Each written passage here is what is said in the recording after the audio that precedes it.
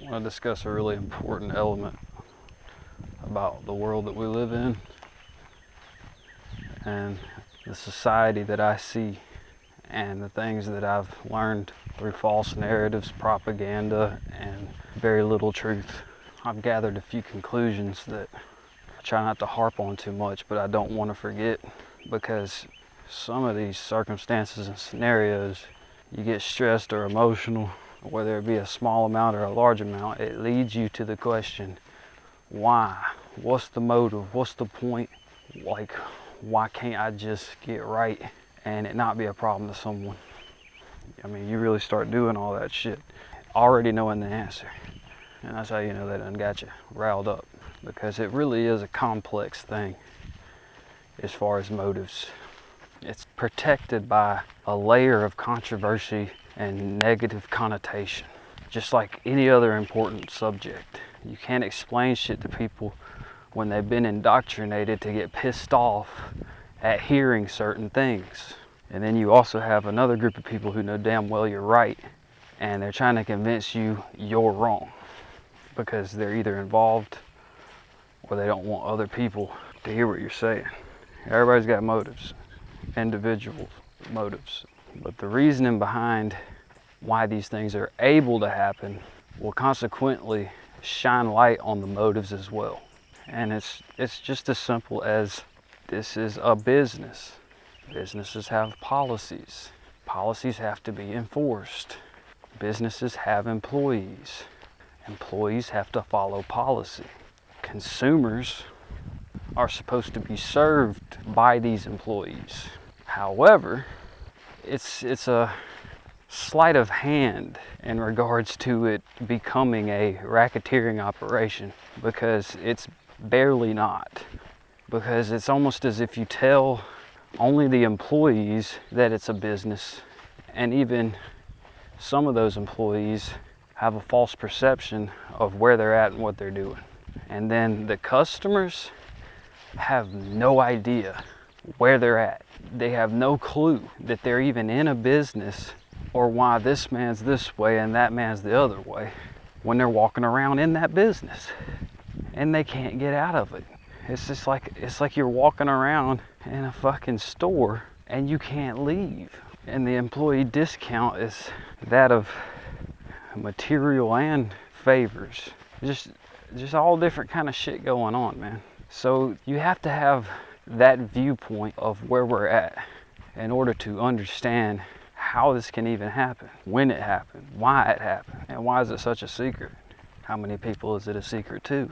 It's like a Stockholm syndrome for the people who are on board with a lot of the things I oppose. And that whole Stockholm syndrome is basically indoctrinated into everyone subconsciously. Otherwise, we'd get the fuck on and go somewhere.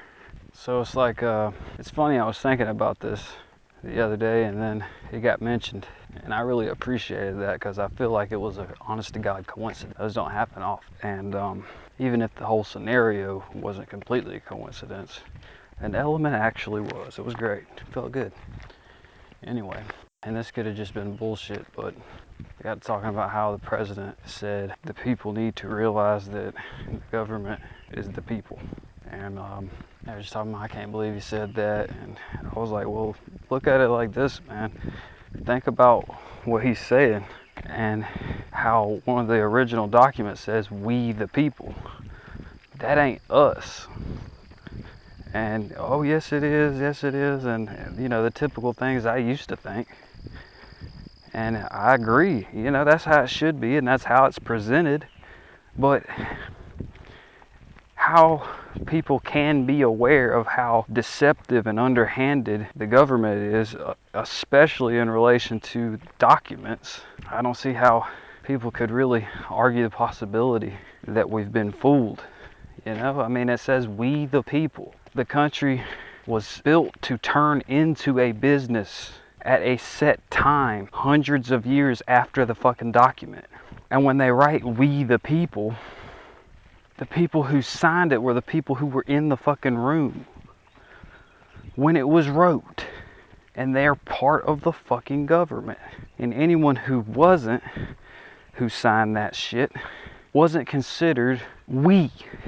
It says, in God we trust. In God the people. We the people.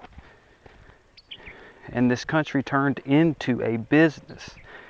If you're not an employee, then you're not a part of the business. You're a consumer. So, like, think of it this way.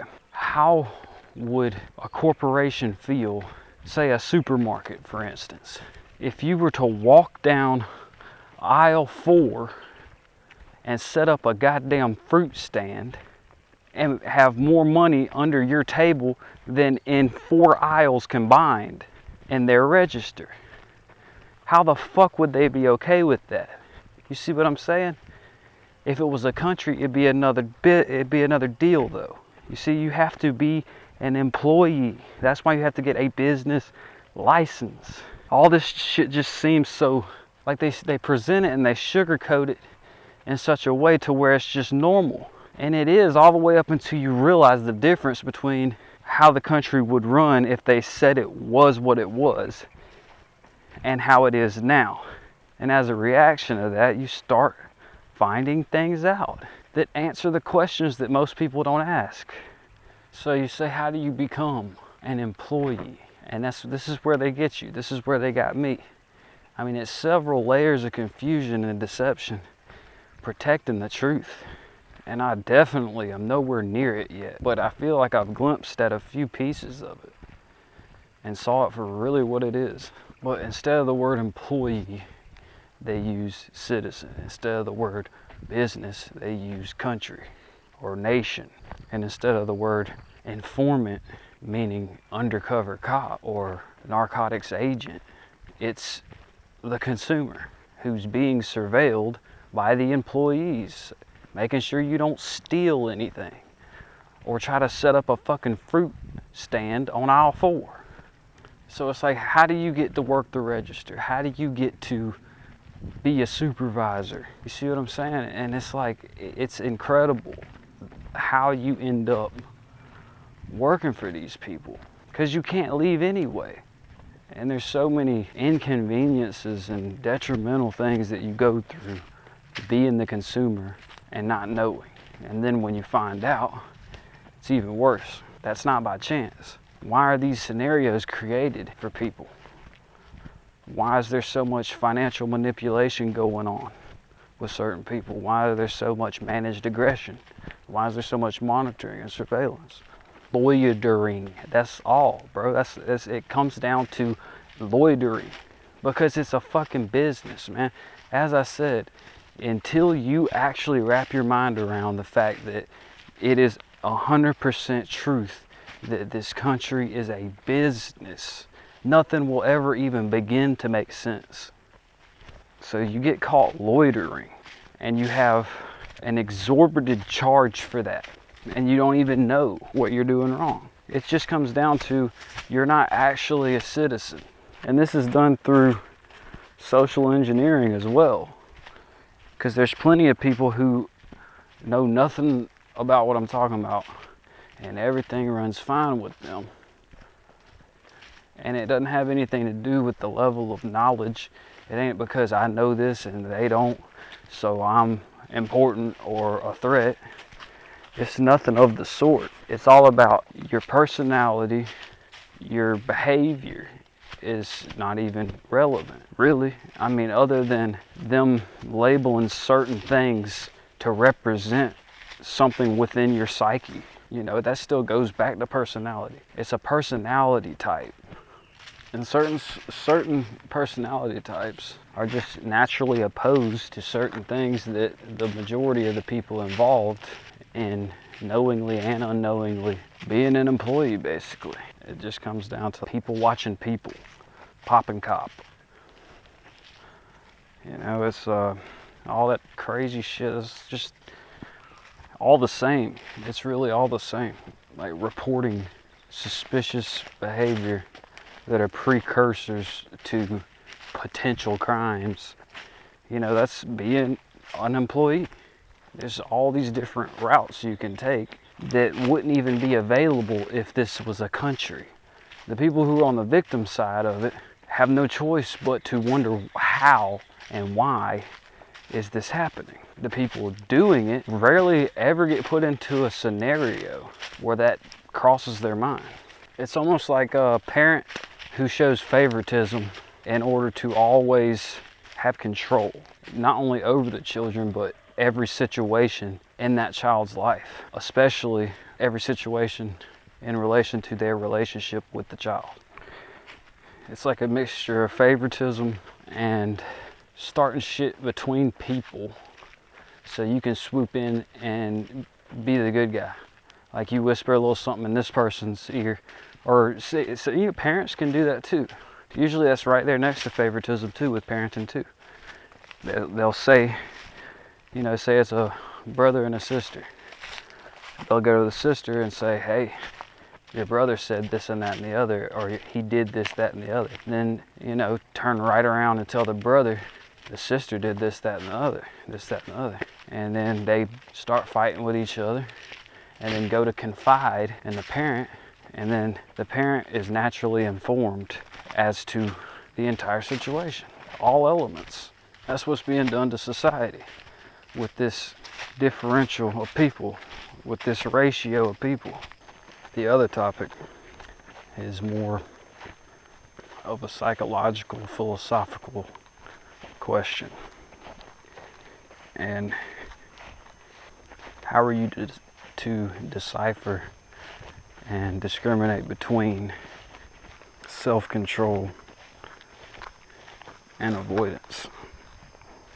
How are you to decipher and discriminate between avoidance and self-control?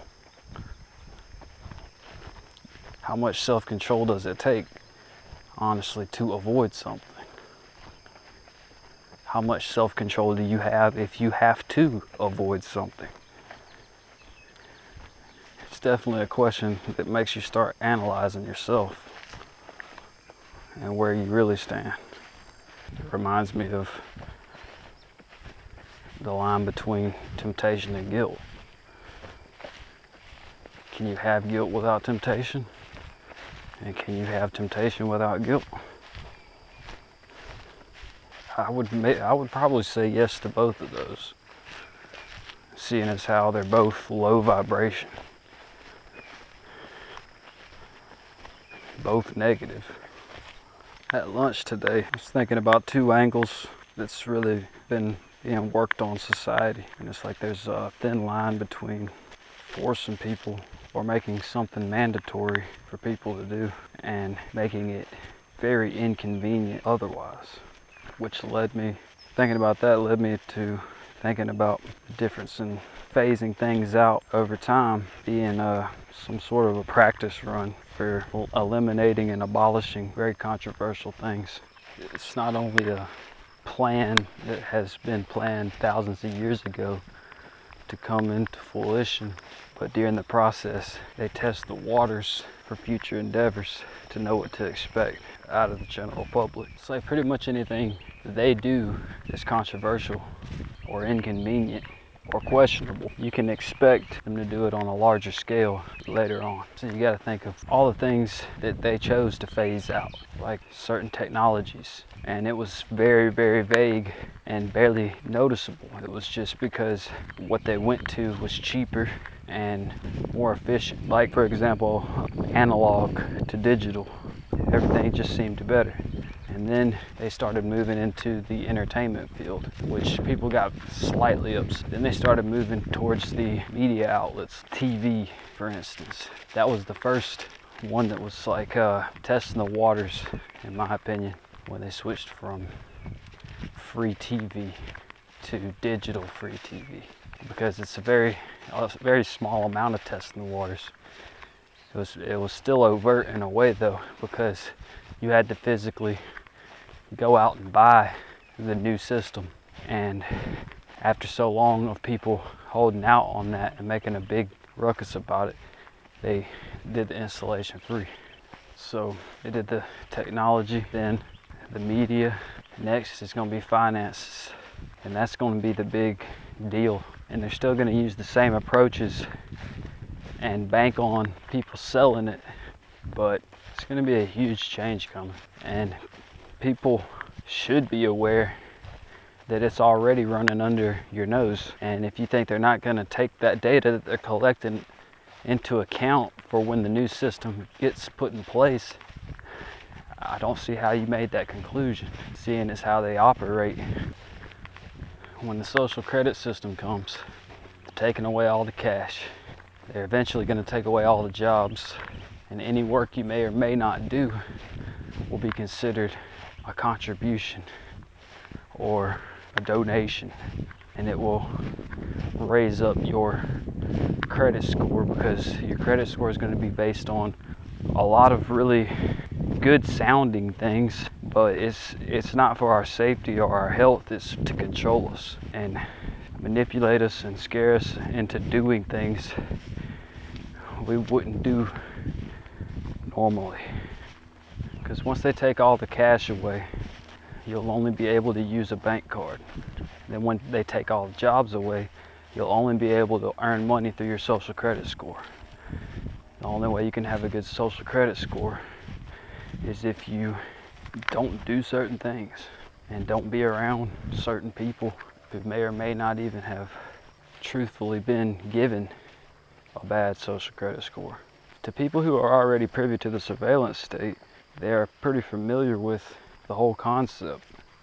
But in the process of them trying to eliminate and abolish the freedom of speech, they take advantage of it existing. Like, not only do they use guises and hide behind benevolent and beneficial things and use them to hurt instead of help, they use already beneficial things that they're simultaneously trying to break down to further their means, like freedom of speech and freedom of information. Like, they'll just use it for further reasoning for getting rid of it later on. Like, well, at least all that shit y'all were bitching about won't be able to happen anymore. Like, that's some real fucked up shit, man. That's low down as hell. Like, they're taking advantage of freedom of speech and freedom of information, like basically just rubbing it in. Like, they do all this nefarious shit by taking advantage of things that could be advantageous to everyone. We gotta keep freedom of speech. That shit's important. Never get blinded by all the bad things that people say or do just because they have the right to. Because you won't be able to oppose them doing it if we get rid of freedom of speech. Everybody will be just running amok. Conversation rules the nation, man. I'll speak a little bit on freedom of speech and how it's easy for me to see that they're trying to slowly abolish. Pretty obvious that it's going to start off with what's already happening, and that's the censorship and the shame and trying to filter what goes on media and on the internet all the way out to what people can and can't say. That's nothing new. It's been going on for quite some time. It's always been very controversial.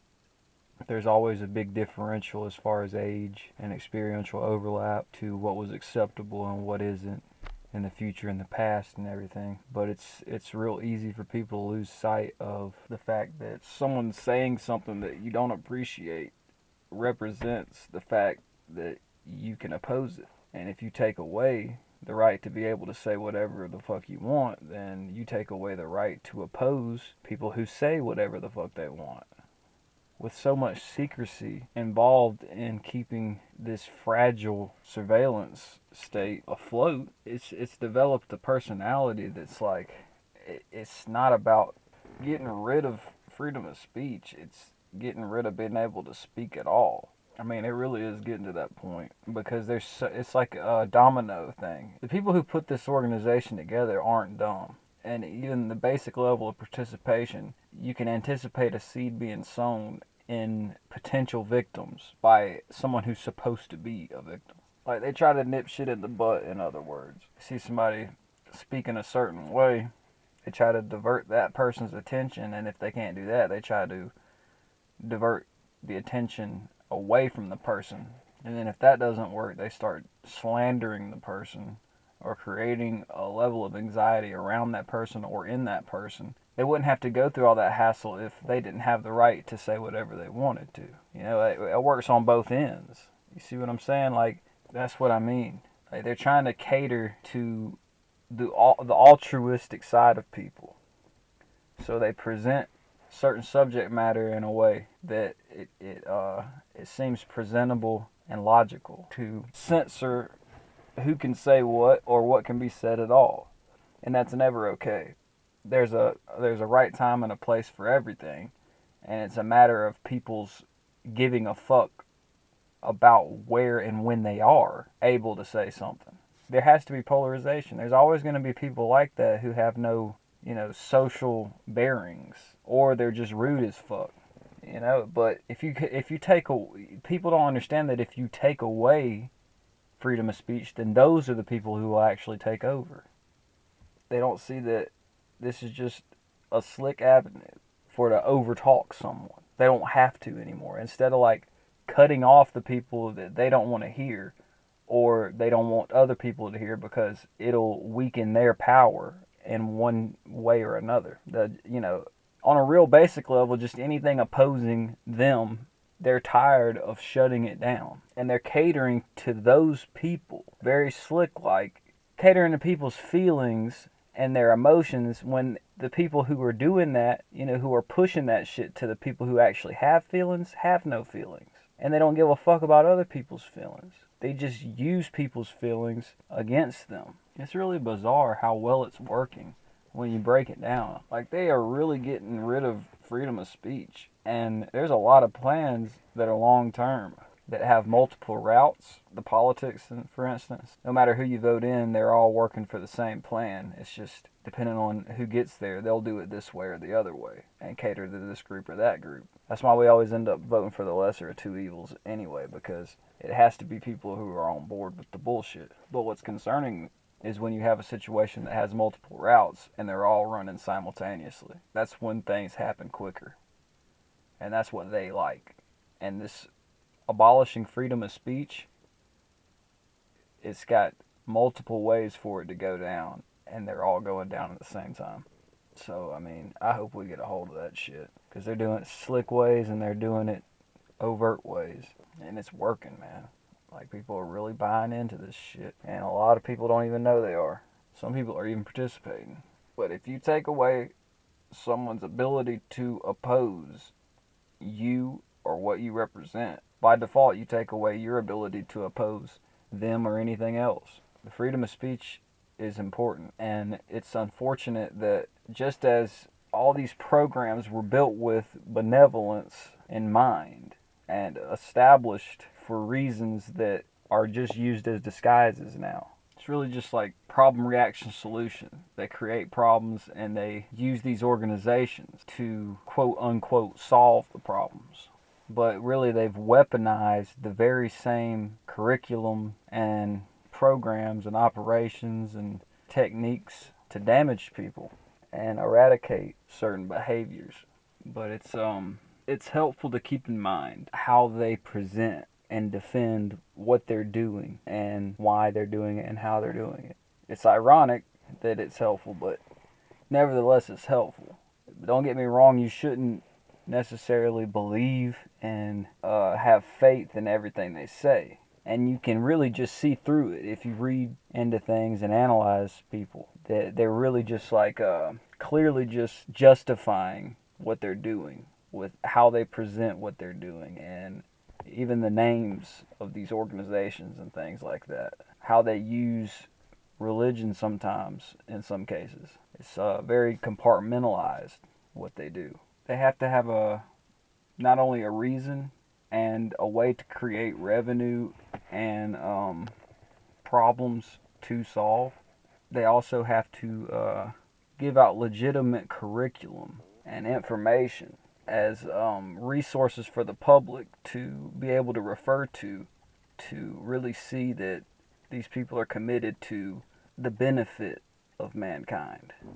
These things could be good if certain elements were eradicated and other elements were used correctly instead of weaponized. As I said, man, like if you break it down real basic, like take one detail of it, look at it, and if you see, for example, it's say a psychological thing, as a psychologist what would help that particular problem that that person is having with their personality. And you would also know what would make it worse. And that very same process to make it better would require the same curriculum to know what would make that person worse. Because in order to address a problem, you would have to identify what it is. And then before you act on what to fix it, you'd have to know what will fix it. And in the process of finding what will fix something, you'll find what makes it worse. Just by default, no matter what way you go about it. It's just the process of elimination. There's only one way to go about fixing problems, and that's just the way it is. When looking to find how to fix something, you will inadvertently and consequently find what will make things worse. So therefore, whenever you create a curriculum, an extensive curriculum, you can learn the weaknesses it can create if you weaponize it. And that's what's happened. So it's not good to always walk around with the perception of, what they say they're doing, because you have to keep in mind that what they say is what they hide behind, because they're just hiding behind the curriculum, because the curriculum exists. It's just how is it being applied and what's the motive behind the ultimate goals, regardless of what the people who are participating think or perceive to be so. But if you keep in mind what trauma-based cognitive behavioral therapy is supposed to do for somebody, if you keep in mind what community-oriented policing and problem-oriented policing and police predictive software is supposed to do, and why it was created. The software, in my opinion, I think that's just a bit much. Like, a lot of it is just ways to improve elements that have developed for nefarious reasons. But that's just my personal opinion. My point is, it's better when creating a perception to thrive in during overcoming certain struggles that you'll run into. It's good to keep in mind all the beneficial elements of this running correctly, and the benevolence that was unfortunately capitalized upon in creating a lot of these foundations and techniques and tactics. It's good to keep those things in mind when you're looking at all these bizarre situations. You have to be able to understand, okay, this ain't how this is supposed to run, but they are hiding behind how it's running, because they would damn sure not do all this extra shit if they could just do what they wanted to do, because they're operating under certain parameters. You know what I mean? They can only do certain shit, and it has to look like the reason they do it is a good reason, because they're supposed to be helping the community. And when this comes down the pipe, that's what they're going to try to rely on, is you misinterpreting their motives, and their reasoning for keeping it a secret is not going to be them keeping it a secret if they can help it. It's going to be you annexing yourself and them trying to reach out to you. It's like, it's all about how people are going to flip it and present it after it all comes down. Because I'm pretty sure it's all going to come down one way or another, And it's just, it's going to be fucking bullshit, I think. It's just going to be another big shake in my fucking head moment. There are a lot of hidden elements that you wouldn't be as suspicious of as you should be in regards to social engineering that contribute to what I like to call coerced assimilation and entrapment. One of those being the hip hop and rap community, which I've been aware of, but like any other deceptive tactics, either develop a level of comfortability within someone, meaning a victim. You develop a level of comfortability within them, or a level of knowledge that leads to a non-directive, meaning like they got the truth. They got real knowledge, like things that's exclusive, but they don't have the full spectrum of what's going on. And they're surrounded by people who also don't have the full spectrum of what's going on. But they know things that benefit them that other people don't, that struggle because they don't know those things. So that supports the false narrative that they're all knowing. They get cocky and then they get taken advantage of. So you have to go back to the roots of the word hip hop. And one of those podcasts Mike Tyson did that I overheard, he spoke on it. I think it was the one he did with Eminem. He explained it perfectly. And it's like basically you Humpty Dumpty the fuck out of somebody. You know, it's like you butter them up, you make them feel like they're the boss, you know, they're the man, they get all this jewelry, and like then you fucking rob their ass. And it's like if that's the roots of it, that's the roots of it, man. That's not to say that's all it's about, and that's not all it is, but I'm not proud to say that I kind of been giving a black eye to the game on accident, because the hustle is the hustle. It's fucking jabbing somebody. I mean, it's like, it is what it is, man. Like, hustle ain't just fucking working hard. Hustle has several definitions. It's all part of the game. You see what I'm saying? Like, it's a big trick. Don't be a fucking square, you know? Like, you build somebody up to watch them fall. And like, I was watching Sopranos one time, and Tony's son says to his friend, he's quoting Master P, he says, be a leader, not a follower. And his friend says, at the age of like 11 or 12, you know, they're like middle school age in this episode, and he says, you still listen to that? He's like, yeah, why? He's like, I figured you'd be smarter than that. It's just marketing. And I thought I understood that when I heard it, but I kind of see it's a lot deeper, a hell of a lot deeper. It's like a whole psychological operation going on, and many of them don't even want to be partaking in it. It's a lot like the researchers I speak on getting lumped into a bad group because they're speaking bullshit, but they're not speaking bullshit at the same time. They're trying to symbolically tell you shit. And then there's a divide within the rap industry, you know, now, where it's like you got independent artists and mainstream. And when that first popped off, there was a lot more genuine artists, I believe, in the independent side of things, and they were addressing a lot of the fake shit. And then you had mainstream artists biting that whole theme, mixing in misinformation and marketing people into entrapment and becoming a part of the surveillance state. Like, a lot of them are really just basically glorifying snitching and bragging about how low-key they're doing it and how gangster it feels. Believe it or not. I mean, I hate to even say it. It makes me kind of sick. I mean, I've always known there was a lot of fake shit going on and a lot of like flexing and a lot of snitches. You know, a lot of people a lot of rappers, you know, got people locked up and capitalized on that situation. But like, I never really put together early enough that it's just a big gear, another wheel in this surveillance state. Like, for real, man.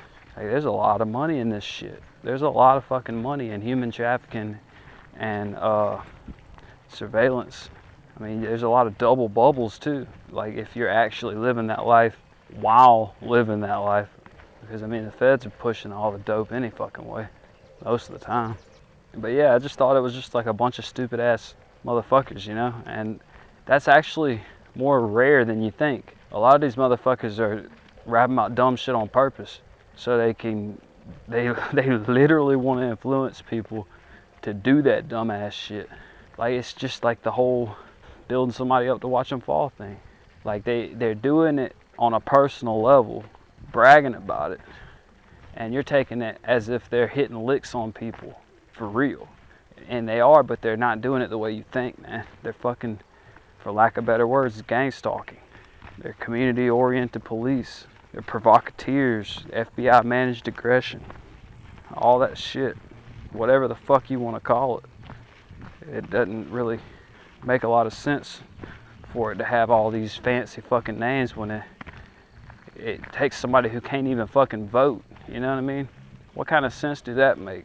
You got people, they fucking felons, they can't vote, but they handle informants. What the fuck sense does that make? I mean, what the fuck, man? It's a fucking joke, dude. Like, I just really thought a lot of this shit was real. And a lot of the people that I did listen to were real. And then when I found out what I found out, I listened to a lot of the people that I thought were dumb, and they weren't dumb. And if they were genuinely dumb and not acting dumb, I actually appreciated their music because they weren't fucking acting stupid and then calling people who were ignorant stupid. You just got to keep in mind that they've not been given the whole picture either. The people who gave them the knowledge gave them like, 80, 75, 80%, but kept the most important 20% so they can build them up and watch them fall just like the whole organization was built. And it's like I always felt the lyrics, man. I always felt it and I always understood it. But there's multiple levels of understanding. All these different layers of betrayal involved on both ends, like on the victim and the perpetrator. Whatever label you want to give it. It's just a level of knowledge. It's just an angle. It's a perception. It's a hustle. Like I always listened to the lyrics and felt the lyrics that spoke on staying cautious and how you can't trust nobody and how motherfuckers are trying to set you up, and any swag that would stem off of succeeding in those three areas was what was flexed, and I just couldn't really relate to anything else. And now I see it for what it is. It's like, you motherfuckers, like their angle when they're doing it the other way, on the other end, being part of the police state, is just like they looking at people like, you're a sucker, you know what I'm saying? Like, you don't even know who you mad at. I'm kicking it right there next to you, talking about some gangster shit, and I'm grimy, and you ain't gangster. That's how they look at it. When they on some fucking police shit, building a false dossier on your ass, working undercover, straight up. Like, they just avoid all the words, I mean, it's just a difference of opinion. And I'm on this side, and they're on that side. You gotta think of the mentality, like, you wanna rap about that gangster shit. Gangster ain't what you think it is, dude. It's relevant to the person, these days especially. Like, it's evil. Just look at it like that. What they do, in my opinion, ain't gangster. It's just evil. And they look at it like gangster because it is evil. And that makes more sense as far as the connotation most people look at that word. But I don't look at it that way, because I look at it like badass.